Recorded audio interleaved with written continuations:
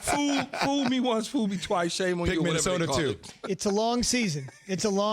But Jay is out to a quick start. Pick Minnesota. You did pick Minnesota, yeah. Because, see, I don't know. Well, I guess I picked Minnesota. What do you mean you don't know? I guess I picked Minnesota because I picked them to win the division, so I automatically assumed that they would beat Green Bay. But I didn't think Aaron Rodgers would light it up the way he lit it up, but he lit it up to prove a point to all you people out there that said he's not the future of the Green Bay Packers. But go ahead, Z. Yeah, real quick, our 5-point stance, if you're just with us here, we're about on the air for a month. Essentially, we take the 5 biggest games of the weekend. We talk about them on a Friday. The guys make the picks, and as Jay would gloriously tell you, he went 4 for 5, and Key is playing a little catch-up, but it is a long season. It's a long season. Long season. I just wanted to set the tone. Let's quickly set the tone on the Sunday night game. Tongue planted firmly in cheek. Here comes another Rams game with the pass interference call. Where have we seen this before? But yesterday, they probably get bailed out a little bit. The Cowboys driving. Michael Gallup's 47-yard reception negated. Could have put the Cowboys in great field goal range with about 19 seconds to go. Instead, Key, the Rams hold on 20-17. If you're watching this morning on television, they're showing it here. Little back and forth, little grabbing. What you think? Well, when you extend the arm at the shoulder, you're going to get the call. I mean, you have to take that arm, that hand, and hit the hip. Stay close and tight to him. He extends it at the shoulder, and when you extend it at the shoulder, you're going to get called for it every single time. Now, some people say, oh, man, that's ticky-tack, not that point in the game. No, if you got to keep it close, and that's the youth of the receiver. The receiver will, 2 years from now, that won't happen to him. 3 years from now, that won't happen. He'll learn from that particular mistake. If he could have taken, and I'm sure trying to demonstrate to you, but if you are keeping him close, sure. One of my tricks is I used to grab the waist and keep him close to me. And then at that point, I can use my chicken wing to push off. Just a nudge enough. But when you extend, I see everything. You're going to get caught. You're red-handed. I mean, right there, your hand is caught in the cookie jar.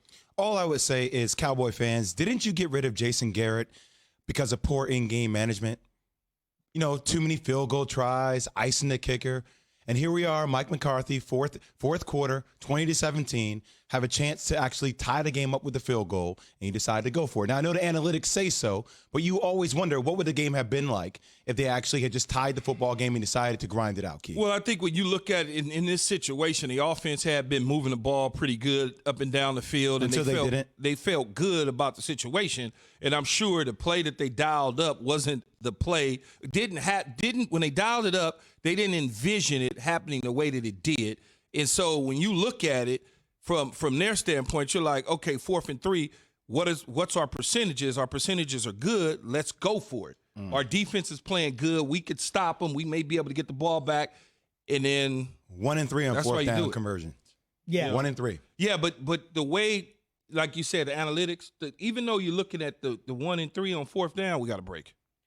The real percentages, Cowboys. We'll explain that when we come back. Yeah, we will. We got a break. 3 for 12 on 3rd down, 0 for 4 on 3rd down in the 4th quarter, money time where it counted. They will host Atlanta next week. Still to come, the front office and QB view of the biggest matchup in the NFL that doesn't involve 2 teams. It involves 2 people.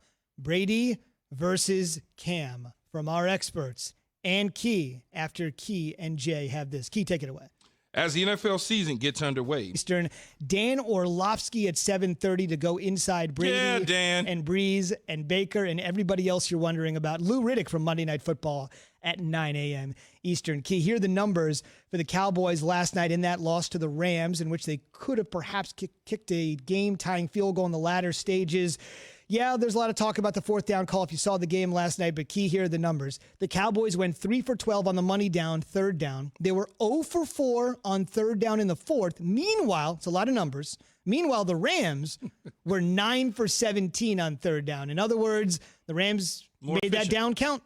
They did. And the Cowboys obviously got to go back, see what their 3rd down issues are, try to correct those for the next game coming up, because you can't win football games if you can't convert on 3rd down.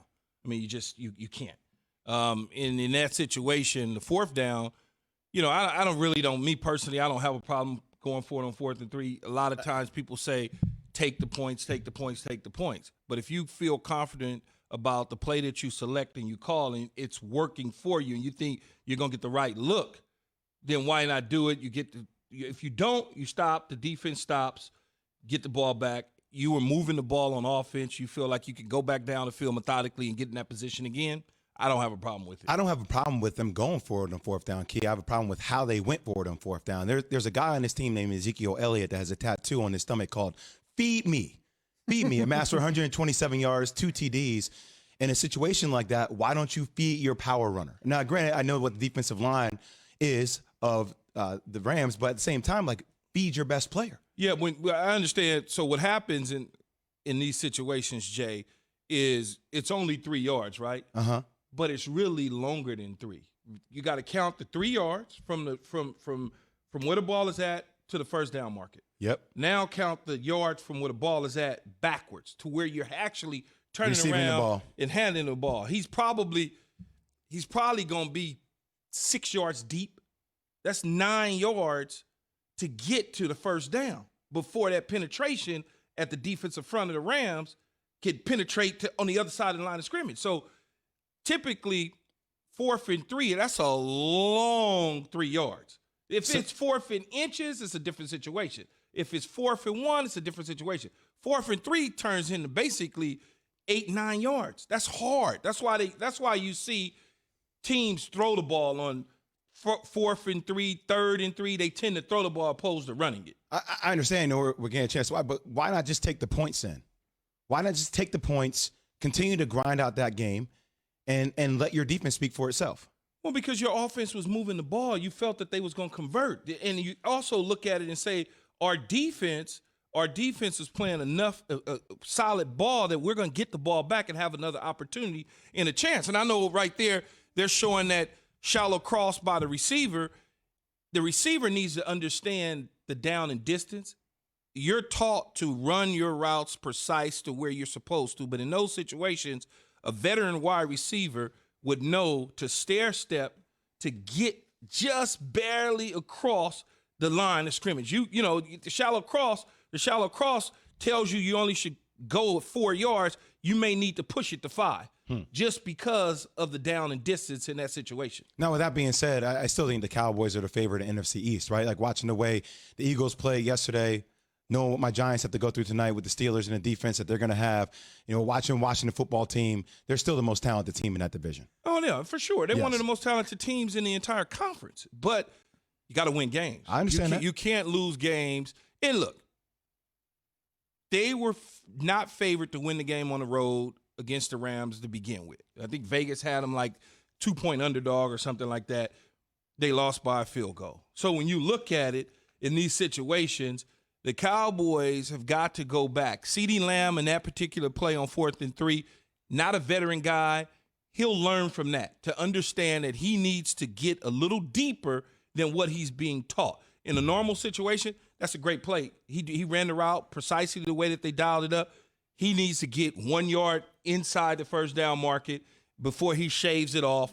And he shaved it off. When he shaved it off, he shaved it downhill, and therefore he lost ground, and they didn't pick up the first down. But it happens. It happens. Speaking of third down, the Rams are more driven on third down. More Driven brought to you by Goodyear, helping you discover the road ahead. Goodyear, more driven. Still to come, our front office insider, Mike Tannenbaum, was the biggest proponent of Nick Foles over Mitch Trubisky.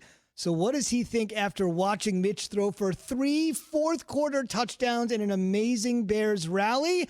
We'll get his immediate thoughts on the way. But first, Key's got this. Yes, it's time for some straight talk.